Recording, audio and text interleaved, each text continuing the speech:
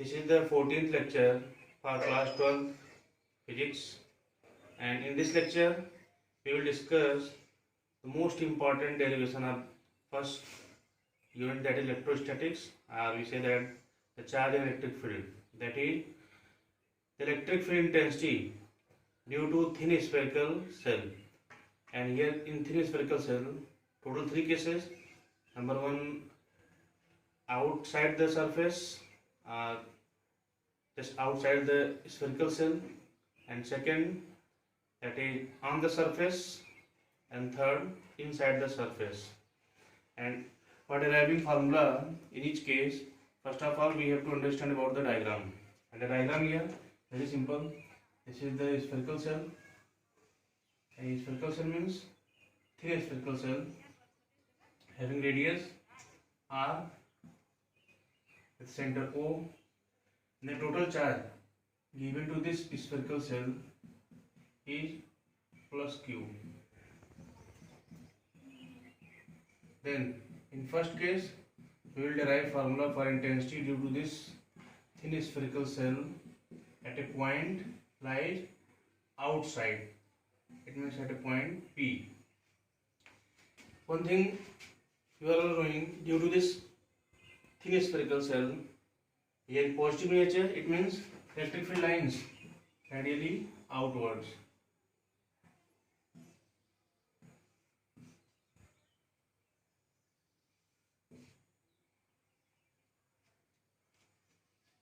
This is the calculation of electric field intensity. Electric field intensity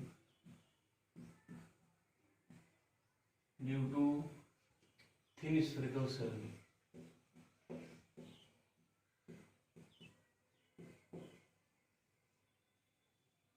Having positive charge.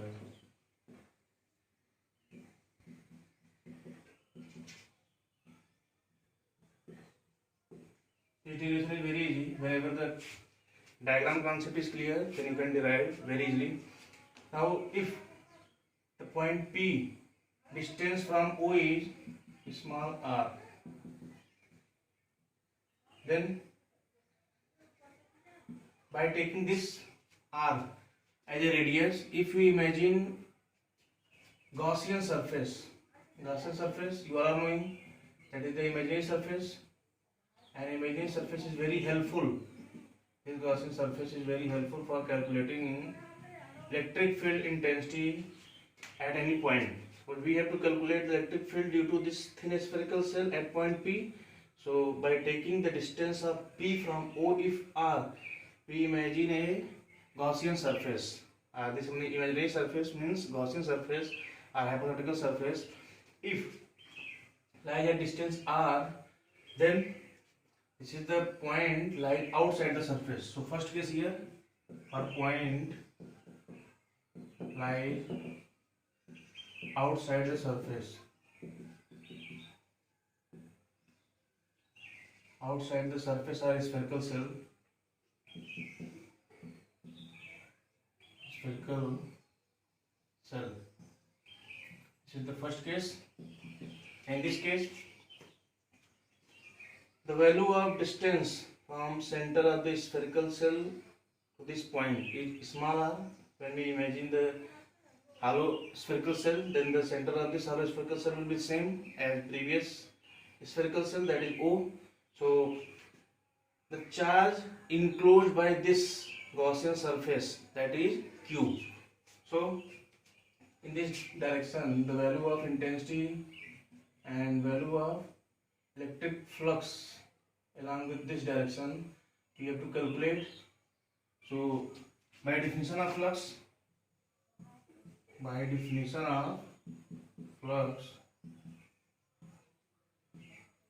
that is phi E is equal to integration of EDS with closed surface, and here EDS, ds in the same direction, and here the angle will be 0 degree. So EDS cos 0 degree, and E is constant term here. We have to calculate the value of E. So ds, the Gaussian surface radius if r, then spherical in shape, then the integration over closed surface, we will get the curved surface area or total surface area of the hollow sphere. That is equal to what? E into 4 pi r square. This is the flux calculation with the help of definition of flux. But by Gauss theorem,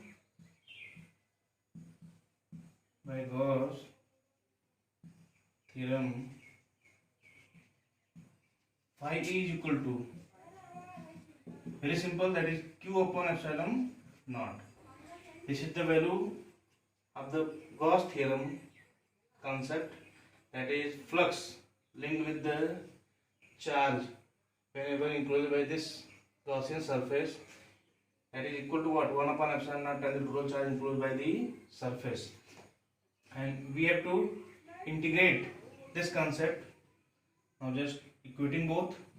So E into 4 pi r square is equal to q upon epsilon naught. So E is equal to 1 upon 4 pi epsilon naught q upon r square. This is the value of intensity in vector form.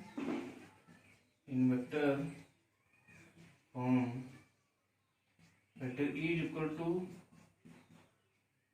1 upon 4 pi epsilon naught q upon r square unit cap r.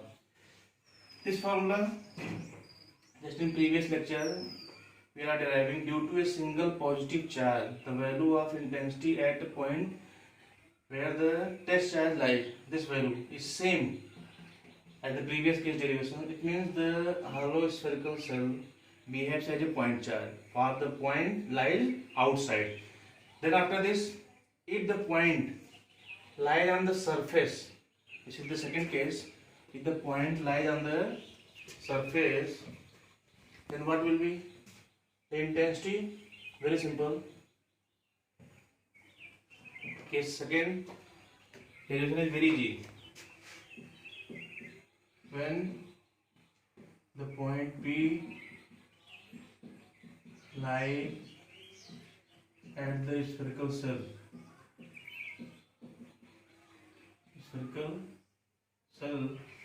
then this small r becomes capital R. Then everything will be same. By definition of flux, phi is equal to E ds and phi is equal to E into 4 pi. At the place of small r, we use what? Capital R. And then everything will be same. And by definition of flux,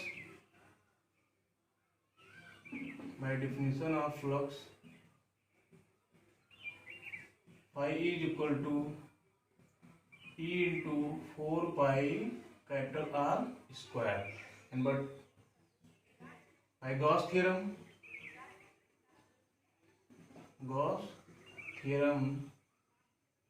phi is equal to q upon epsilon naught. So equating both, we will get the result. And E is equal to 1 upon 4 pi epsilon naught q upon capital R square. What is the q here? When we replace the value of q, then we will get the another form of intensity due to this thin spherical cell.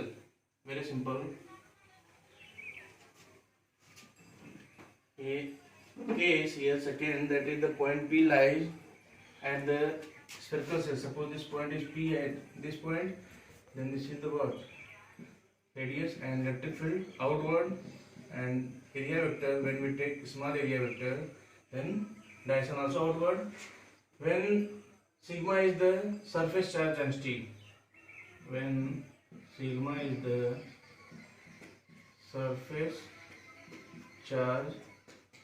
density, then q is equal to sigma into 4 pi r square. Then E is equal to 1 upon 4 pi epsilon naught. The value of q, that is sigma into 4 pi r square upon r square. So 4 pi r square, 4 pi r square cancel out. So sigma upon epsilon naught. This is the value of intensity due to thin spherical cell at a point P. The point lies on the spherical cell also. The value becomes what? Sigma upon epsilon naught. And then after this, the last case, when the point P lies inside the spherical cell, it means point P lies anywhere inside the cell. Suppose point P lies inside at a distance r. Then what will be the intensity? If the distance is small r and lies inside, when the point P lies inside the cell, then inside the cell, this is the Gaussian surface, and this Gaussian surface includes no charge because the total charge lies on thin spherical cell, that here outward, but in the second case that on the surface the charge lies at the surface, but in third case when the P lies inside the spherical cell, then this Gaussian surface containing no charge encloses. It means Q is equal to 0. So flux by definition E into 4 pi r square by definition of flux. But by Gauss theorem,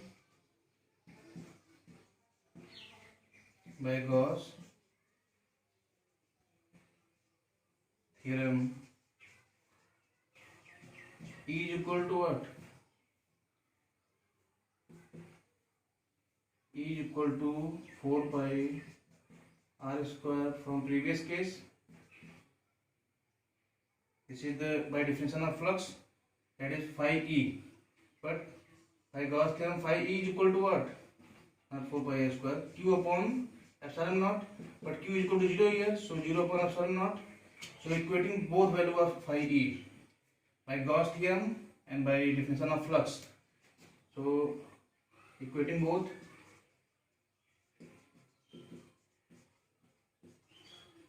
E is equal to E into 4 pi r square is equal to 0.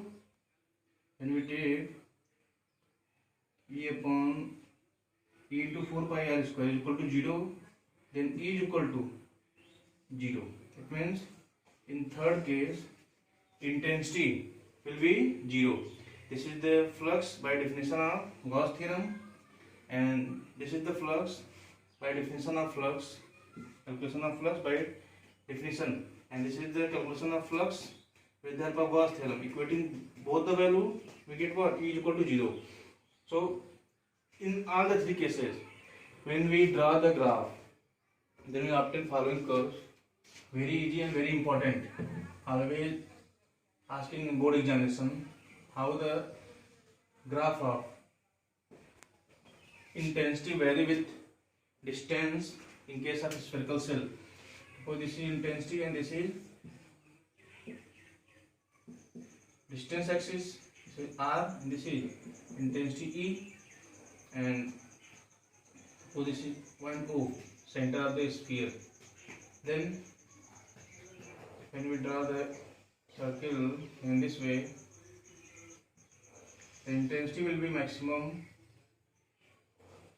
only at one position, that is at equal to R, and when we just move away from R is equal to R, the intensity will be maximum, and then the intensity will be vary inversely proportional to square of distance.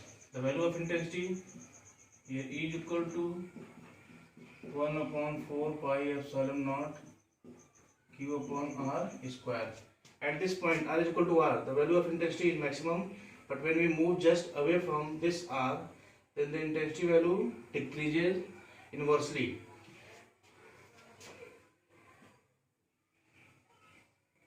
With the help of this graph, you can easily clear below R, that is capital R, there is no chance of intensity. It means this graph becomes here 0, and above R the value E inversely proportional to R square, and at point R the intensity is maximum.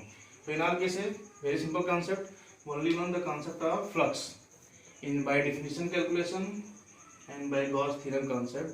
When you remind these two terms, then you can derive all these three cases. In case of calculation of intensity by thin spherical cell, either outside the cell or at the cell or inside the cell. Very simple calculation. So you have to practice one more times. Thank you very much.